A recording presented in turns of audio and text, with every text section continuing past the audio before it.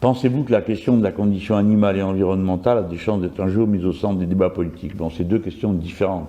La question de la souffrance animale, du traitement des animaux, et la question de l'environnement. La société est plus ouverte à débattre des problèmes environnementaux que de la souffrance des animaux.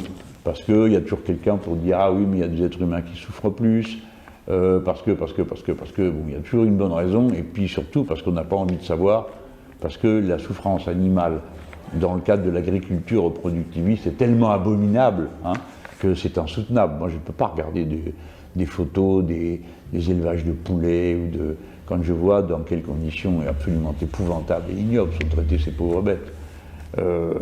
Quel mépris cela suppose de la sensibilité d'un organisme sensible. Alors, moi je fais ce que je peux, je l'ai toujours dit, je ne me prends pas pour un saint, je ne suis pas un modèle, j'essaye de faire avancer la question simplement en habituant à ce qu'on l'entende dans la bouche d'un homme politique. Et c'est ce que j'ai fait, si vous vous souvenez de mon discours le 18 mars, pour ceux qui s'intéressent à ce que je raconte de l'année dernière. Et sans doute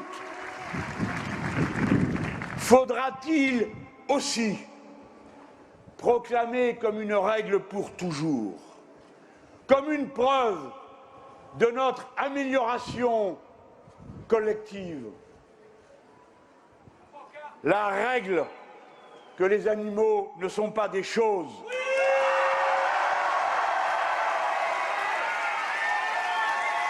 Et que la preuve de notre humanité consciente se constate quand nous décidons de faire respecter ce principe.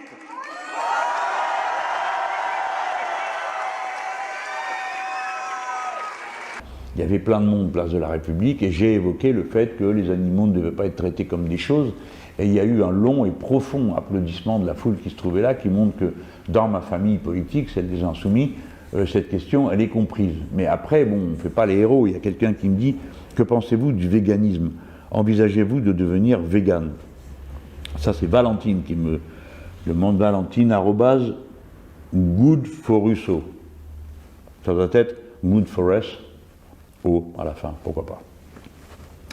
Que pensez-vous du véganisme? J'ai déjà dit, moi je suis plutôt admiratif parce que c'est quelque chose de très complet, c'est une attitude assez exigeante dans la vie qui rapproche d'un idéal qui est aussi de très haut niveau, abolir la souffrance animale, donc c'est une attitude d'harmonie de l'être humain avec les autres composantes de la biodiversité. Moi je ne peux qu'admirer ça, je trouve que c'est vraiment très profond, ceux qui font ça. Ils ont un courage, une discipline que, bon, moi j'ai pas, je ne veux pas raconter d'histoire.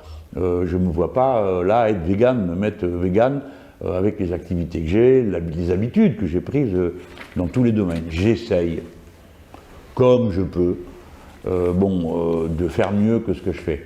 Mais autour de moi, il y a beaucoup de végétariens et de gens qui sont dans cette sensibilité-là. Par exemple, Antoine, qui est de l'autre côté de la caméra, il est végétarien. Bon.